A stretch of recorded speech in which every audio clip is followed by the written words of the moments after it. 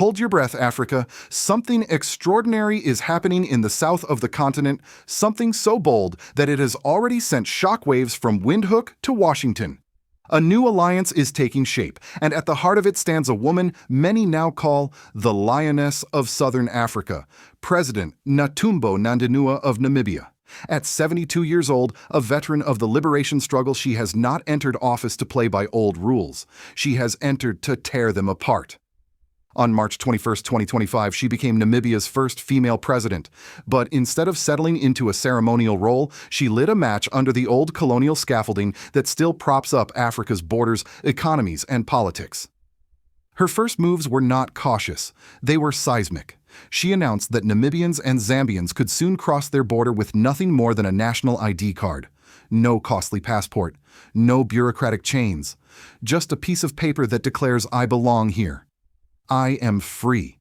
To Western powers, this looks like the beginning of a nightmare, and Africa refusing to remain divided, fragmented, and easy to exploit. To ordinary Africans, it feels like the dawn of something long overdue: dignity, unity, and sovereignty. And now the question is bigger than Namibia or Zambia. With Botswana already in the fold and whispers of Angola, Zimbabwe, even South Africa watching closely, could this be the beginning of Southern Africa's own revolution for sovereignty, echoing what the Sahel Alliance has already proven possible? Could Africa truly be on the cusp of rewriting its destiny, led not by fear, but by courage? My friends, this is not just another headline. This is history in motion. Stay with us as we dive deeper into what President Natumbbo Nandinua has unleashed and why the West is scrambling to contain it. Please share this video if you believe Africa deserves to tell its own story. And don't forget to subscribe, because the truth matters more than the headlines. When Natumbbo Nandinua took the presidential oath in Windhoek on March 21, 2025, many expected the usual fanfare of speeches and ceremonial pledges. But what followed stunned not only Namibians but Africans across the continent.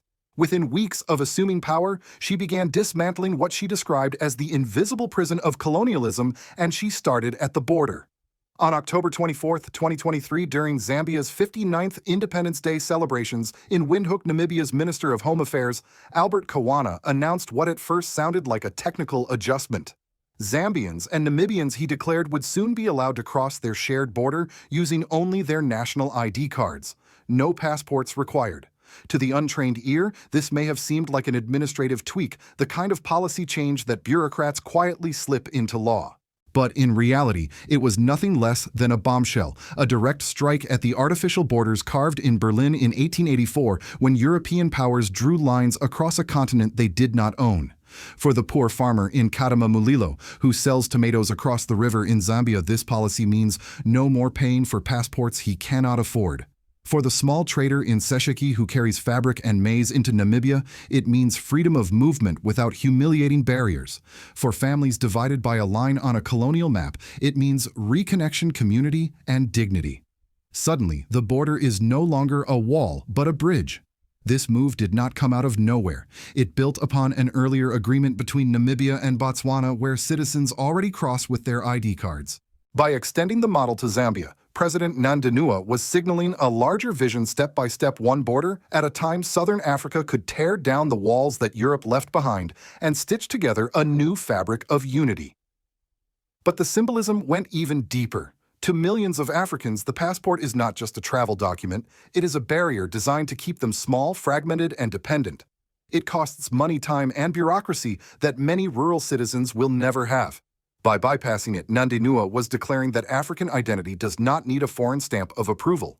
The ID card itself becomes a weapon of emancipation, a simple yet powerful reminder that Africans belong where their roots and relationships tie them, not where colonial ink once divided them.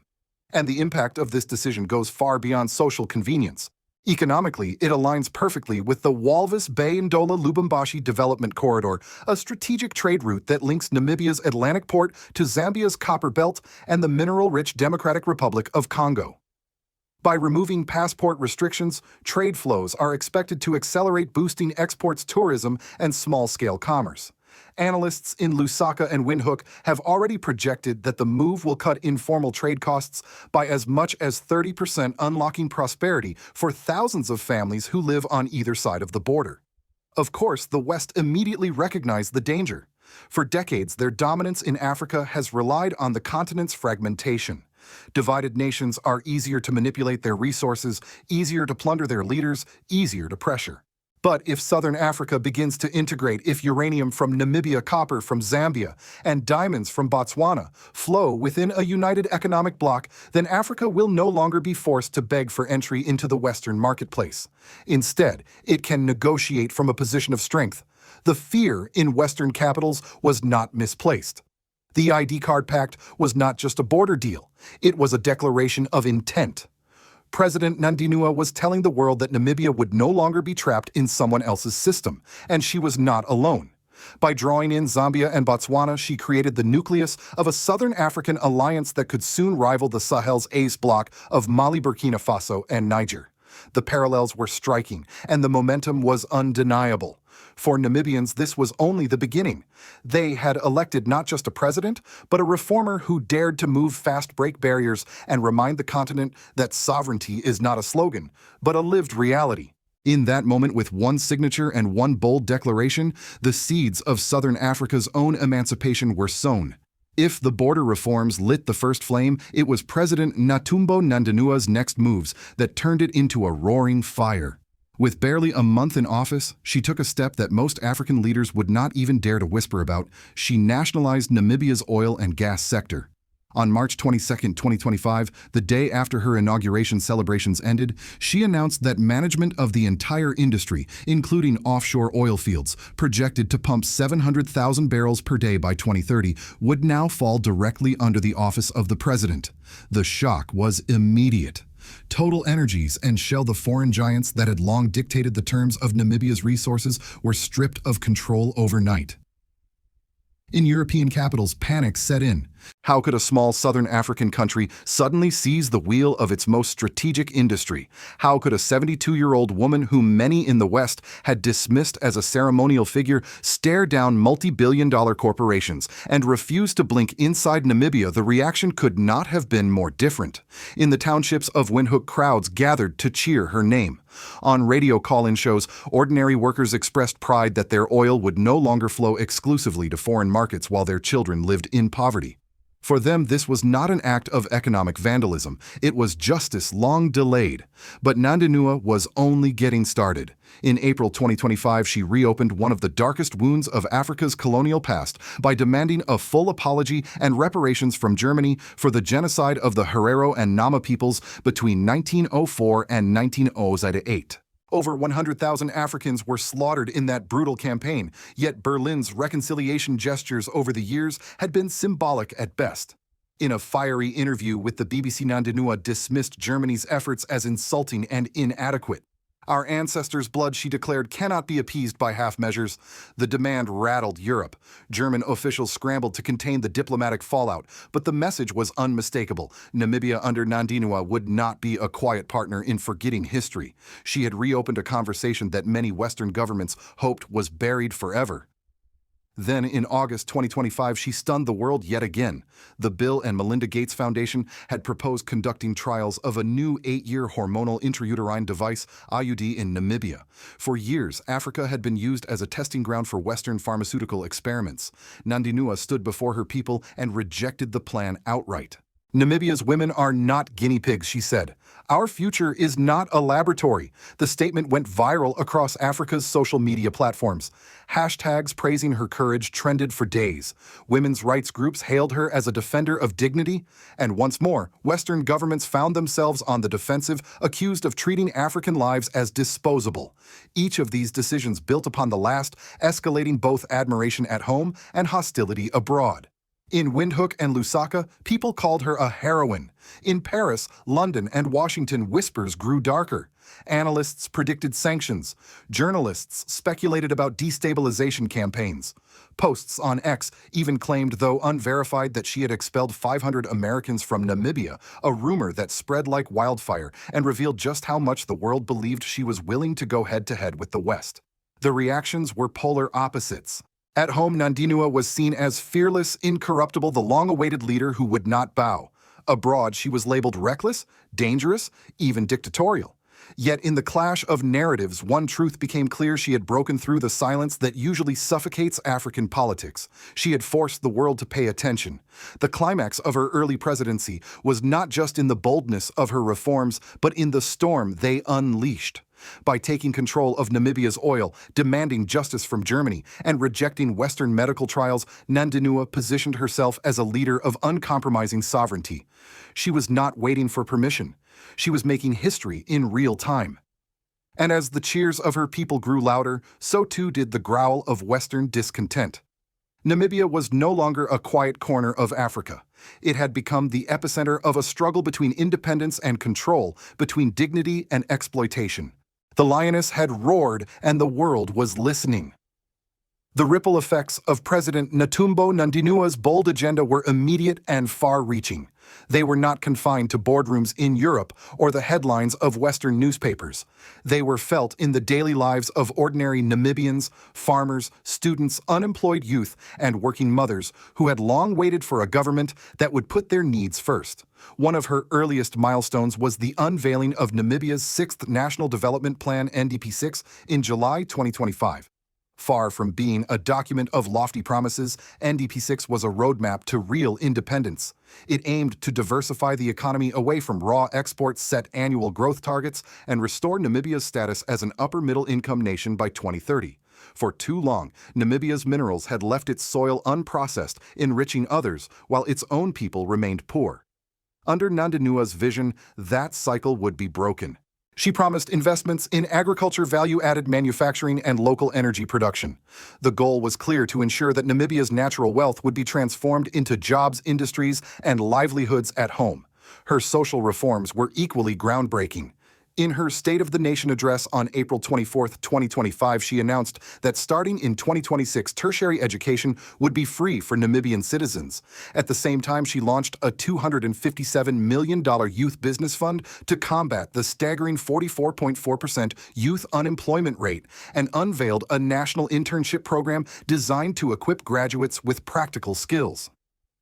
Families cheered when she pledged to build 10,000 units of low-cost housing each year in Windhoek, easing one of the country's most painful shortages. For a generation that had grown disillusioned, these reforms restored hope that the state could in fact deliver.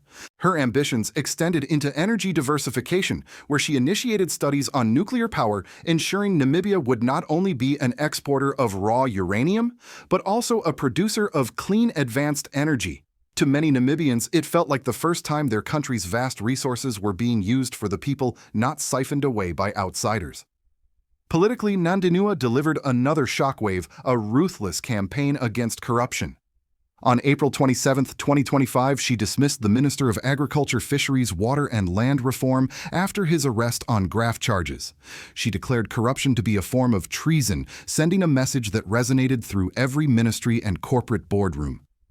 For decades, corruption had been the silent thief of African futures, often shielded by Western-backed elites. Now it was being called out and punished at the highest levels. Her cabinet reforms were equally dramatic. On March 24, 2025, she reduced the number of ministries from 21 to 14, demanding efficiency and accountability. She kept only 3 ministers from the previous government, signaling a sharp break with the status quo.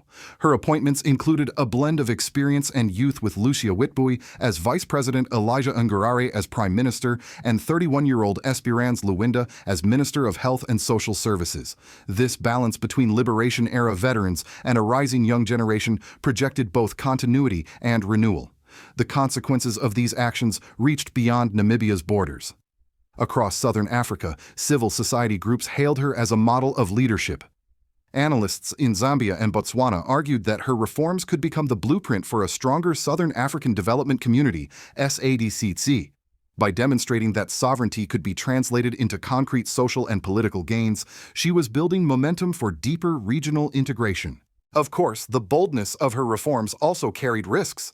Western institutions, from the IMF to international credit agencies, quietly warned that Namibia's credit rating could be downgraded. Critics suggested that free education and housing might strain state finances. Political opponents accused her of concentrating too much power in the presidency, particularly by placing the oil and gas sector under her direct control. But for ordinary Namibians, the equation was simpler for the first time in decades. They saw a government making promises and keeping them. The civil and political consequences of Nandinua's leadership were clear. She had reignited belief in sovereignty as a lived reality. Namibia was no longer a quiet player on the southern tip of Africa. It was now a laboratory of emancipation where policies were reshaping society, where corruption was being punished, and where dignity was being restored. For her supporters, she was not just governing a country. She was charting a path that could redefine what it means to be African in the 21st century. From Washington to Brussels, from Berlin to London, President Natumbbo Nandinua's rise was not viewed as a local Namibian affair. It was interpreted as part of a larger dangerous trend, the spread of African sovereignty. In the halls of Western power, the phrase, "another Traore," began circulating, a reference to Burkina Faso's Ibrahim Traoré, whose defiance had already shaken French influence in West Africa. Now, with Nandinua anchoring a resource-rich bloc in the south, the West saw its control slipping from two ends of the continent at once. For the United States, the alarm was clear. Namibia's offshore oil fields, if fully nationalized and leveraged within a Southern African alliance, could reduce Washington's influence over global energy supply chains. At the same time, the push for borderless movement between Namibia, Zambia, and Botswana threatened to inspire other regions of Africa to bypass colonial borders, a direct challenge to the post-World War II order that had long favored Western trade dominance. Analysts at think tanks in Washington warned of a new Sahel moment, this time in southern Africa, where a coalition of sovereign states might band together to resist both economic dependency and military pressure. Europe's concerns were even more visceral. Germany faced direct confrontation over its colonial crimes, an uncomfortable reckoning with its role in the Herero and Nama genocide. Unlike past African leaders who were willing to settle for token acknowledgements, Nandinua demanded reparations. This European diplomats feared could open the floodgates for other African nations to revisit old grievances, from Belgian atrocities in the Congo to British abuses in Kenya. Reparations were not just moral questions. They carried financial and political consequences that Europe was desperate to avoid. Meanwhile, in London and Paris, her rejection of Western-controlled aid and medical trials was seen as a dangerous precedent. If Namibia could reject the Gates Foundation's proposed IUD trial, what would stop other nations from scrutinizing Western-funded programs across Africa? What if more leaders began demanding African-led solutions rather than foreign-designed experiments? The fear was not only about lost influence, but about the collapse of a narrative that Africa needed Western expertise to survive. Yet outside the West, reactions were very different. In the global South, particularly among BRICS members, Nandinua's policies were seen as opportunities. Russia and China were quick to signal support, eyeing Namibia's uranium and offshore oil as potential partnerships. India and Brazil praised her emphasis on local beneficiation, framing it as aligned with their own calls for fairer global trade. Within Africa itself, young people flooded social media with messages celebrating her as the lioness who roars for all of us. For the United States, the dilemma was stark. Should Washington double down on sanctions pressure and media campaigns, the same tactics used in the Sahel that only hardened African defiance? Or should it attempt to pivot, offering genuine partnerships in technology, infrastructure, and trade to remain relevant in a changing landscape? Thus far, signs suggest the former path whispers of targeted sanctions, subtle warnings from the IMF and Western media portraying her as authoritarian. But one truth was inescapable: the world had noticed. Namibia was no longer invisible, and Nandinua had made herself impossible to ignore. The story of President Natumbbo Nandinua is not just the story of Namibia. It is the story of Africa at a crossroads. With every policy she has enacted, opening borders with Zambia and Botswana, seizing control of oil and gas, demanding justice from Germany, rejecting foreign medical trials, she has sent one unshakable message: Africa is no longer for sale. But history teaches us that such defiance does not go unchallenged. We have seen it before. Leaders who dared to break the colonial mold, Patrice Lumumba, Thomas Sankara, Muammar Gaddafi, faced not only political isolation, but violent ends. The West's playbook is ruthless and predictable: sanctions to starve economies, propaganda to smear leaders, covert operations to destabilize governments. Nandinua knows this, and yet she presses forward. That courage is both her greatest strength and her greatest vulnerability. For Namibians, the future carries promise, but also peril. If her vision succeeds, Namibia could become a beacon of economic independence and social justice, inspiring neighbors like Angola, Zimbabwe, and even South Africa to join in a broader Southern African renaissance.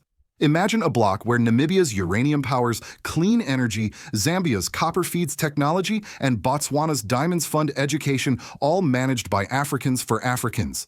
That would not just change Southern Africa, it would change the world. For the West, this is a moment of reckoning.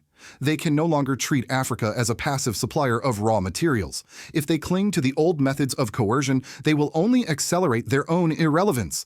But if they choose humility, respect, and true partnership, they may still find a place in the future Africa is building. The choice is theirs, but the momentum is Africa's. And so we end where we began, with a lioness roaring in the heart of Southern Africa. Her voice carries the hopes of millions and the fears of empires. The question now is not whether she has awakened Africa, she has.